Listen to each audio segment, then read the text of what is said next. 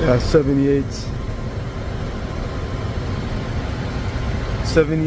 262. I got compressor number 1.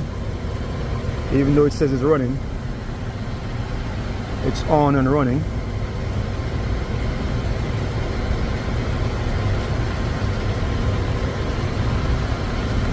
The low side is 146, high side is 185, and you see that there's no amperage drop.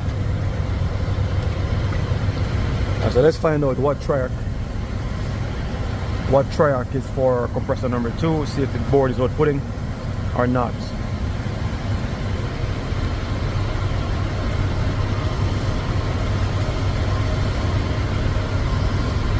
This thing is rather small, this schematic here.